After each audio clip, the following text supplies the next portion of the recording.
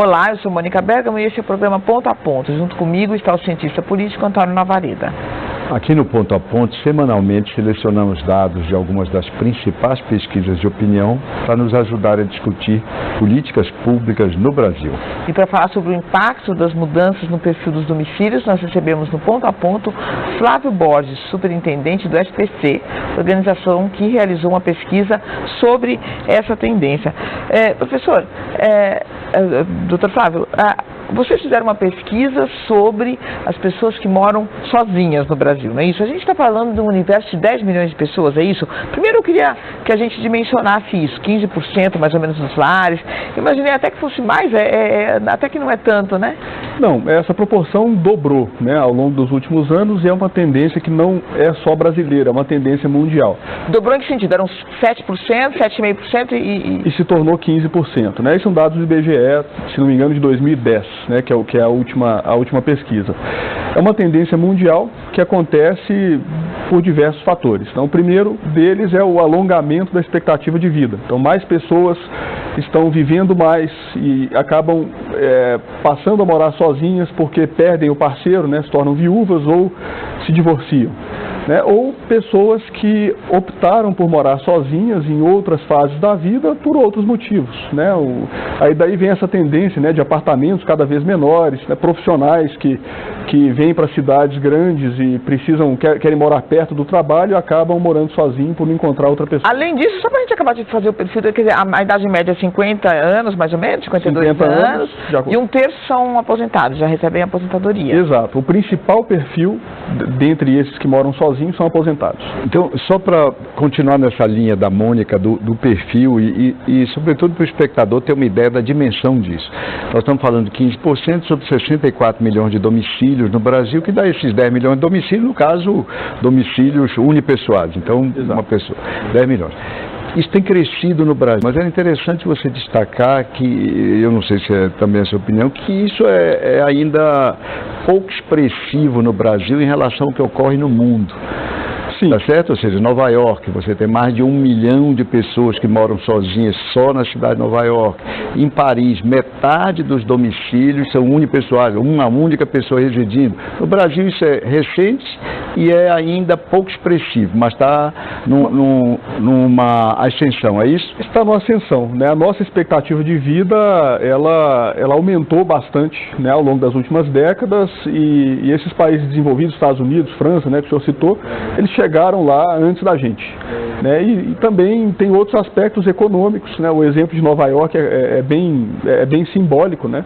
De pessoas que não nasceram lá, que não foram criados lá, mas que mudaram lá porque é um grande centro financeiro, elas querem ficar perto das empresas e, enfim, estão nessa situação, estão morando sozinhos, muitos por opção. Isso tem a ver também com a redução nesses países, antes de nós e agora conosco, da taxa de fecundidade. Com certeza.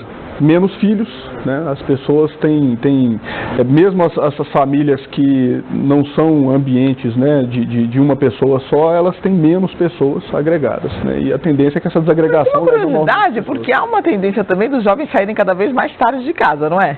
Sim. Então, mas a longevidade compensa essa tendência, então? Está aumentando. A longevidade compensa. Sobretudo das mulheres, não é? Sobretudo as mulheres e mesmo que a pessoa saia mais tarde de casa, quando ela sai, há uma tendência dela ficar mais tempo solteira. E isso acaba engrossando Você está falando, e agora com a Mônica e a observação dela também, é o seguinte: você tem a questão da longevidade maior entre as mulheres, e isso é o fator pelo qual você tem uma grande preponderância de mulheres morando sozinhas, mulheres de mais idade. Viúvas ou divorciadas. Mas isso é diferente, tem uma curiosidade que isso é diferente dependendo da região. Em estados do norte, você tem uma quantidade de homens morando sozinhos maior, né, do que em estados do sul, por exemplo, do sul do país, em que você tem uma maior quantidade de mulheres, de senhoras idosas e viúvas morando sozinhas. Sim, a pesquisa faz esse recorte e ela foca muito no hábito dessas pessoas. Quer dizer, a pessoa, quando ela vai morar sozinha, quais desafios ela enfrenta, quais medos ela enfrenta, né? A gente sabe que tem questões econômicas, comportamentais, hábitos, né? E a gente vê uma grande oportunidade, né, de negócio, né? Lembrando que o SPC ele vem de entidades de negócio, né? São varejistas que se unem em busca de soluções e tal. Então, assim, são grandes oportunidades de negócio para quem está desenvolvendo e também são grandes desafios, tanto para esses mesmos negócios quanto para os governos, né, em termos de políticas públicas para atender essa população. Vamos chamar algumas telas agora? Algumas telas, 3 telas nós vamos ver nesse bloco para alimentarem aí a nossa conversa. Proporção de arranjos unipessoais no país, como você disse, aumentou aí 50%, sai 10,4 para 14,16, isso é um dado do IBGE, né, praticamente 50% dessa ascensão, que você já havia comentado. Estados brasileiros, isso é bem interessante, dados da PNAD do IBGE 2015, isso é uma análise do valor econômico. Estados brasileiros com maiores percentuais de arranjos unipessoais. Em primeiro lugar, Rio de Janeiro, depois Rio Grande do Sul, Distrito Federal, Mato Grosso, depois Mato Grosso do Sul, Minas Gerais, Santa Catarina e a Bahia. Ou seja, em cada estado, Rio de Janeiro, 20%. E aí a questão de aposentados e pessoas de mais idade jogam um peso especial. E a terceira e última tela desse bloco, por que morar sozinho? E agora da sua pesquisa já, e gostaria que você comentasse. Optou, ou seja, a opção de morar só, 47,8%, e aconteceu 51%. Na verdade, com uma margem de erro, nós devemos imaginar que é metade. Isso. Gostaria de você comentar esses dados de final e lembrar que você tocou no assunto, o desafio que isso representa do ponto de vista de políticas públicas. E eu estava aqui lembrando há pouco que em Londres, por exemplo, há um serviço de contato regulares com idosos que moram sozinhos, para evitar, para pô-los em relacionamento com outros idosos, em grupos, para evitar a solidão extrema dessas pessoas e tudo que está associado em termos de doenças, de problemas psicológicos associados a uma solidão extrema. Qual é a sua... O que é que vocês descobriram? Essa coisa de... Os que optaram por quê? Exato. Os principais motivos, né, é a questão da liberdade, né, os principais benefícios de se morar sozinho é a liberdade, é o fato de não se ter que dar satisfação para ninguém, né, de fazer seus horários, de comer sua comida, enfim. A questão da autonomia conta como ponto principal. Naqueles que aconteceu, né, aquelas pessoas que se viram nessa situação, e nós perguntamos, né, qual que é o principal problema, qual que é o principal medo? O principal medo é de estar sozinho, sofrer algum problema, um acidente, um problema de saúde e não ter o socorro. Pelo perfil, esse daí, o principal fator foi viuvez, provavelmente. Viuvez ou divórcio, né? São pessoas de mais idade e que enxergam esse problema, né? A gente fez uma pesquisa de soluções, né, para esse tipo de perfil e, de fato, há nos países desenvolvidos essa preocupação, seja por parte dos estados ou de associações da sociedade civil, então associações de bairro que muitas vezes se organizam para ir lá e visitar esses idosos e promover esses encontros, né? Ou empresas de plano de saúde, né, de seguro-saúde, que aí eles têm o interesse em reduzir a sinistralidade e estão desenvolvendo formas de estar em constante contato com esse pessoal. E aí é interessante o momento que a gente está vivendo em termos de desenvolvimento tecnológico, porque imagina que agora com esses smartwatches, né, esses monitores de frequência, de indicadores de saúde, essas pessoas podem ser constantemente monitoradas via internet, sem a necessidade de um contato, né, de uma pessoa fazer essa visita, né? Há inteligência artificial sendo desenvolvida para isso, quer dizer, há uma série de soluções que elas acabam por melhorar a qualidade de vida dessas pessoas e reduzir essa preocupação que elas têm, que nossa pesquisa apontou, é a principal preocupação, que é estar sozinho no momento de dificuldade e não ter socorro. Agora, tem alguns outros dados da pesquisa que são bem interessantes, que mostram um pragmatismo grande, né? Quer dizer, por que a pessoa quer morar com outra pessoa? Ou porque ela tem medo de passar mal, dividir despesas. Ou porque divide despesas, ou porque de vez em quando ela quer ter alguém para conversar, né? Isso. Então, é uma coisa curiosa. Agora, deixa o universo, quantas pessoas querem voltar a morar com alguém? Porque assim, o fato de você apontar pontos positivos e negativos, não significa que aqui a pessoa está falando que gosta ou não gosta, né? A pessoa pode ver esses pontos positivos, mas quer continuar, negativos, mas quer continuar morando só, né? No universo geral, quantos querem voltar a morar com alguém? 40% dos entrevistados disseram que não tem a menor intenção de voltar a morar com ninguém, né? E aí você tem esses extratos, né? Enfim, o ponto é que a solidão, ou morar sozinho, de fato é uma opção de um grande número de pessoas pelas razões colocadas. É verdade, a pesquisa identificou que 34% daquelas pessoas que estão morando sozinhas atribuem ao estar morando sozinho a dificuldade financeira, não está dividindo as contas mais com ninguém. Então, é uma faca de dois gumes, né? A pessoa que tem condição de dividir a moradia com outra, ela tem condição também de ter ganhos de escala ali, né? Dividir a compra de produtos, essa é uma outra preocupação que essas pessoas mostraram, né? Que é comprar produto tamanho família e ter que jogar coisa fora, ter que descartar produtos. Então, assim, o morar junto... Dividir IPTU, condomínio, dividir, comprar coisas mais baratas em embalagens maiores, né? Quer dizer, o morar junto, ele traz uma série de benefícios também, se a pessoa estiver disposta a abrir um pouco mão da liberdade, dessa privacidade também que foi colocada como motivo central. Doutor Fábio, a gente vai ter que chamar um breve intervalo. No próximo bloco nós continuamos a falar sobre o impacto das mudanças no perfil dos domicílios com Flávio Borges do SPC. Até mais.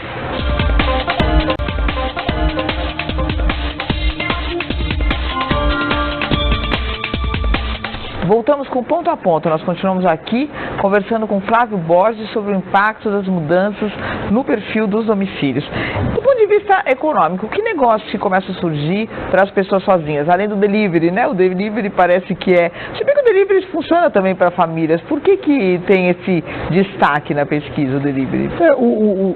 Não só o delivery, mas serviços que tornam a vida dessas pessoas uma vida mais fácil, né? Então nós vemos delivery, restaurante, serviços compartilhados, né, de lavanderia, de limpeza, né? Há uma oportunidade que a pesquisa não explorou tanto, mas a gente vê questão de robotização, né, internet das coisas, uma casa mais automática que dê menos trabalho para as pesquisas, para as pessoas, né?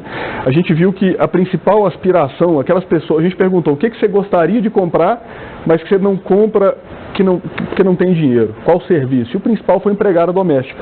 Uhum. Então a pessoa ela sente essa carência de alguém para manter a casa em ordem, né, porque muitas vezes ela não tem tempo, não tem condições de fazer esse serviço. Então qualquer coisa que traga essa facilidade para essa pessoa que mora sozinha é uma oportunidade de negócio para quem queira explorar. Uma outra oportunidade que já tem sido aproveitada aí pelas empresas, pelo mercado imobiliário, é a questão dos apartamentos compactos, né, das residências compactas. Em São Paulo foram lançados recentemente plantas de imóveis com até 10 metros quadrados, 15, 20, 25 metros quadrados, ou seja, o compacto, que já é uma tendência também internacional. Isso tem um grande impacto, inclusive na morfologia das cidades. Sem dúvida. Supõe prédios com menor quantidade de garagens, também a médio prazo, isso vai incentivar compartilhamento de automóveis. Etc. Sem dúvida alguma. As cidades vão mudar com isso. E é um conceito, né, de reduzir o tamanho das moradias e agregar a essas moradias serviços compartilhados. Então as pessoas, elas moram num apartamento pequeno, que ela muitas vezes é tão pequeno que ela não tem condições de receber uma visita, pois bem, até mesmo a sala de visita pode ser compartilhada entre os condôminos na área coletiva. Você vai receber um hóspede, a área de hospedagem pode ser compartilhada, pode ser também um compartilhamento. E isso se aplica para automóvel, para bicicleta. Para o que quer que seja, né? Esse é o perfil, principalmente o perfil mais jovem, né? Porque o perfil mais idoso, quando a gente pergunta, na maioria dos casos ele nem teve que se mudar. Era a casa em que ele vivia com a família, os filhos cresceram, se mudaram, o cônjuge, ou houve um divórcio, ou houve o falecimento de um dos cônjuges, e a pessoa continua... Mas também na área imobiliária, uma série de lançamentos, sul dos Estados Unidos é muito frequente, Flórida, de condomínios todos voltados, pequenas unidades voltadas para os senior citizens, para os cidadãos de mais idade. Né? E com uma série de serviços agregados. Uma certa hotelaria, né, para idosos, vamos dizer assim. assim, né? e outras Até coisas. levar para passear, né? E é extremamente importante, né? Eu estava lendo alguns estudos sobre problemas de saúde mesmo em decorrência de, por exemplo, nos Estados Unidos, ondas de calor. Aquelas ondas de calor violentíssimas, né, que a temperatura ultrapassa os 50 graus e que o idoso, ele não quer abrir a janela, não quer dormir fora, não tem ar-condicionado ou não quer ligar o ar-condicionado para economizar, acaba morrendo ali. Então, são pessoas que elas podem morar sozinhas, mas se elas não tiverem um suporte consistente de serviços, seja públicos ou providos por empresas privadas ou associações, elas estão correndo. Vocês fizeram uma projeção de quanto isso vai significar em termos quantitativos daqui a 10 anos, 15, 20? Não fizemos. Ainda não fizeram. Provavelmente vão fazer. Temos que chamar. Nós vamos ver umas telas aqui, 2 telas aqui nesse bloco. Perfil dos brasileiros que vivem sozinhos, essa mesma matéria do valor econômico, com dados de PNAD, mais amplos, naturalmente, do que uma pesquisa por amostragem, como foi a do SPC. Claro.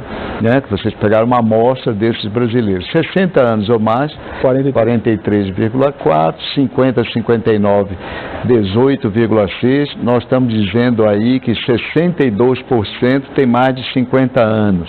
Depois, entre 40 e 50 anos, 14,6%. E menos do que 40 anos, nós vamos ter 22%, 22,5%, 23% menos que 40 anos. É esse o perfil que deve ter aparecido também na amostra de vocês, alguma coisa pelo menos aproximada. O preponderante é de fato, acima de 50 anos. E o principal significado de morar sozinho, aí da pesquisa de vocês do início desse ano, 2017. Independência, liberdade. Nós podemos ler independência e liberdade quase dizendo a mesma coisa e chegarmos aí a 47% das respostas. Isso. Paz. Paz é o melhor, né? Isso deve ser provavelmente viúvos que tinham uma memória não muito positiva. Ou recém-separado, ou da finada, ou deve ser recém-separado. Recém-separado. Solidão. 9,9%, 10%, e autonomia, que também nós poderíamos, na verdade, agregar independência e liberdade, e aquilo ali iria para 50% e um pouco mais. Sobretudo, independência, liberdade e autonomia, né, em segundo lugar, esses sentimentos de paz, e a questão da solidão, uma leitura de que 1 em cada 10, né, na verdade, estão insatisfeitos, né, a solidão dói nessas pessoas, é um sentimento que... É essa leitura que vocês fizeram? É essa leitura, embora algumas pessoas gostem de ficar sozinhas. Né? Essa é uma outra leitura que a gente faz. A solidão pode ter um aspecto positivo. A solidão pode ter um aspecto positivo. Mas provavelmente essas pessoas, me permita fazer um comentário, essas pessoas que mencionaram o estar sozinha como solidão, elas cravaram numa valência negativa. Porque se elas estão felizes em morar sozinhas, provavelmente elas leram essa morar sozinha como autonomia, ou como independência, ou como liberdade. É verdade. Então, agora, tem um outro aspecto da pesquisa que é o seguinte, as pessoas que moram sozinhas gastam em coisas mais caras, mas ao mesmo tempo, isso a pesquisa mostra, não é isso? Elas gastam, nós perguntamos se houve um refinamento dos gostos. Refinamento de gostos. As pessoas passaram a adquirir artigos. Mas porque elas não têm com quem dividir a conta, elas gastam mais, assim? Gastam mais, e aí vem muito do perfil econômico dessa pessoa, né? Se é um profissional jovem, mas talvez não tão jovem, ali entrando na casa dos 30, 40, que já houve um aumento no patamar de renda, mas ele ainda não casou, né? Não tem aquelas obrigações próprias de um chefe de família, né? Filhos, etc., escola, esse tipo de coisa, ela acaba tendo mais sobra de renda para despender, né? E aos aposentados também, né? E a aposentadoria no Brasil, ela é de uma importância muito grande, né? Especialmente em regiões mais pobres, né? Normalmente nas regiões em que há mais carência, né, de empregos, de renda, aquele que é aposentado é muitas vezes aquele que tem mais renda. E quando ele não tem ninguém para dividir essa renda, né, para ajudar a sustentar, ele acaba tendo uma sobra um pouco maior. Né? E acho que junta-se a isso essa necessidade de conveniência, né? Porque a pessoa que fazia compra no supermercado e preparava comida para a família inteira, porque ela tinha escala para fazer, para preparar todos aqueles itens, agora ela está dependente muito mais de serviços. E isso acaba encarece o almoço, né? Encarece os outros itens necessários aí para a sobrevivência. Vocês não pesquisaram nesse estudo de vocês como é que essa solidão impacta nos hábitos, vamos chamar, afetivos e sexuais dessa população específica? Não. Embora nós tenhamos perguntado quais os aplicativos que eles usam, né? E os aplicativos de encontros, de namoro, foram mencionados por uma parcela significativa, aí quase 10%. E é claro que os mais mencionados são os de mensagem, né? De troca de mensagens para conversar com família ou para namorar mesmo. Certo. Nós vamos para um breve intervalo, doutor Flávio, e nós voltamos no próximo bloco aqui para conversar com Flávio Borges sobre o impacto das mudanças no perfil dos domicílios. A gente volta já.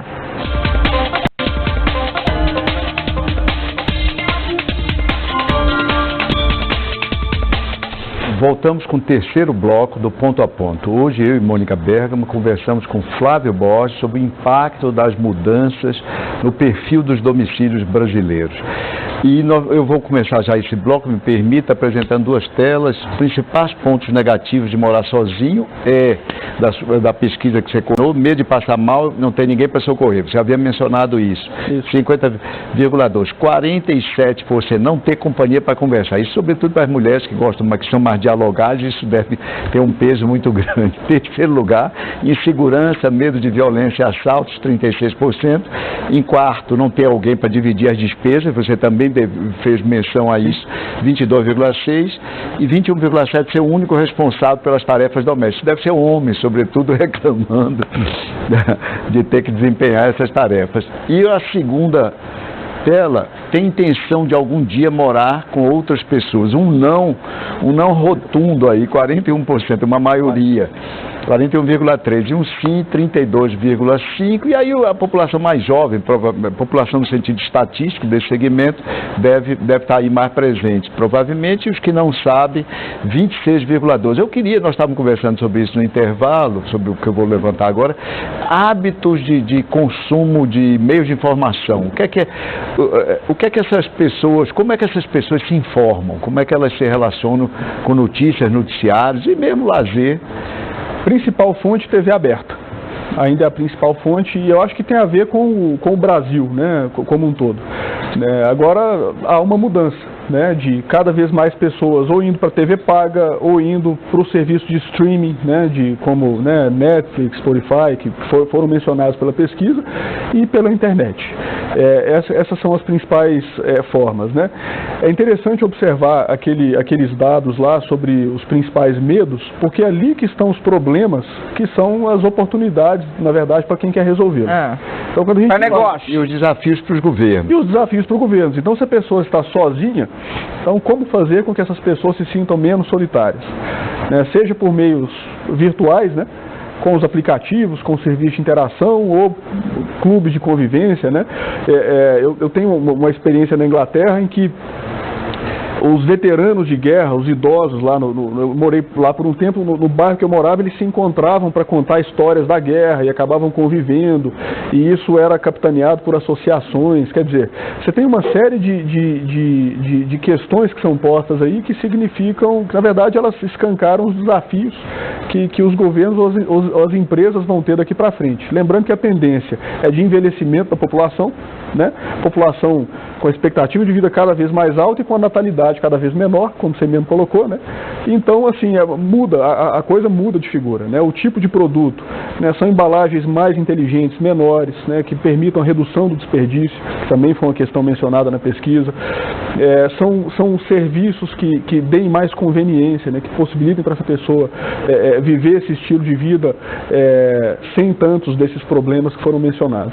Doutor Flávio, tem alguma diferença, por exemplo, quando o senhor pergunta, você gosta de viver sozinho, foi por opção própria, quer voltar a viver com alguém, tem alguma diferença entre os sexos, não? Entre homem e mulher nessas respostas? Deu para notar alguma coisa? Significativa, não.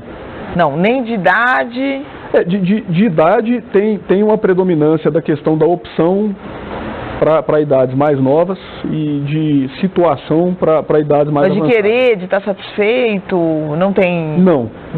Agora... Nível de escolaridade. tem alguma diferença também? A gente tem que acessar os dados.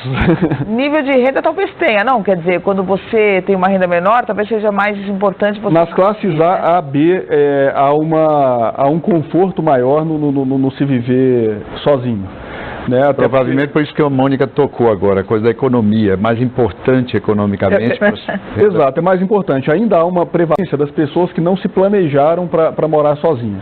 Certo. Né? Então, as pessoas, enfim, entram nessa situação, né, sem refletir muito sobre os gastos e talvez por isso mesmo que... 34... De repente volta para casa do pai. Volta para casa do pai, porque a gente perguntou, você está no vermelho, né? Dos que estão no vermelho... Quantos estão no vermelho? Quantos mais ou menos estão no vermelho? Olha, 25% dos entrevistados que moram sozinhos estão com os nomes em serviço de proteção ao crédito. Isso é diferente registrado. do resto da população? Não é diferente. Por quê? Porque tem 25% estão, 15% já estiveram nos últimos 12 meses e saíram da situação.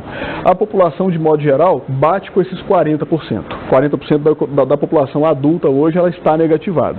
A questão é que a pessoa que mora sozinha, ela atribui ao fato de morar sozinho o negativamente. A negativação, né? 34% disseram que estão negativados ou estão numa situação financeira difícil porque não tem ninguém para dividir as contas, porque se enrolaram financeiramente, não planejaram adequadamente essa mudança. O senhor diz quantos por cento que não planejam? Desse total, assim, do total, quantos não planejaram? Mais ou menos, não sei se tem esse número... Não, se não tiver rápido... Nós temos ali, era quase metade, lembra que em sentido estatístico, era quase metade que tinham ocorrido a necessidade de ficarem sozinhos. Metade são aqueles que planejaram, que na verdade que desejaram, que é por opção, e aqueles que foram por situação. Que aconteceu, não é? Que ocorreu. Agora, dentre os que optaram, tem aqueles que optaram com planejamento e os que optaram sem planejamento. Sim. Agora, e a questão de hobbies? O que as pessoas... Também não tem um mercado aí para pessoas... As pessoas saem mais, as pessoas, por estarem sozinhas, procuram mais comer fora e Turismo talvez seja um filão aí nesse segmento. Existe todo esse filão de turismo de solteiros, né? Nós perguntamos na pesquisa o que as pessoas fizeram que comprometeu o orçamento, quais foram os gastos não planejados. E são principalmente roupa e saídas, seja para baladas, restaurantes. E aí tem diferença entre quem mora sozinho e não? Aí tem diferença por causa da população solteira, que tende a ter um perfil de gasto maior tanto com restaurante e balada, quanto com roupa, né? Até por uma questão identitária, né? Aí é uma discussão mais profunda. Né? Então, há esse dispêndio, especialmente dentre os solteiros. Tá. E na questão do turismo, tem alguma curiosidade? Tem que esse filão, né, dentro do mercado de viagens... As pessoas viajam sozinhas, gostam? Porque tem agências, recentemente saiu na Folha de São Paulo uma reportagem que é viajar sozinho. Como é que você... se planeja. Tem agências especializadas no viajante solitário, né? No viajante solitário ou aquelas pessoas que juntam os solitários em grupos e promovem viagens que são... elas acontecem com dinâmicas de interação, né, para possibilitar a interação maior entre essas pessoas. Também é um filão, né, é um nicho específico desse mercado de turismo. Então, uma questão que me ocorreu agora, não sei se vocês investigaram isso, mas podem vir a investigar futuramente. Nos Estados Unidos e também aqui no Brasil, há uma diferença nítida de atitudes e comportamento político entre mulheres solteiras e mulheres casadas. Se comportam de forma bastante diferente e fazem opções políticas de forma bastante diferente. Essa coisa de você ser família, domicílio unipessoal, ou seja, viver sozinho ou viver experiência, em geral, experiência familiar, né? Vocês conseguiram identificar ou você acha que seria plausível nós supormos que são comportamentos e atitudes políticas também diferentes? Olha, provavelmente iriam, nós não identificamos isso na nossa pesquisa, não é uma coisa... Não investigaram isso.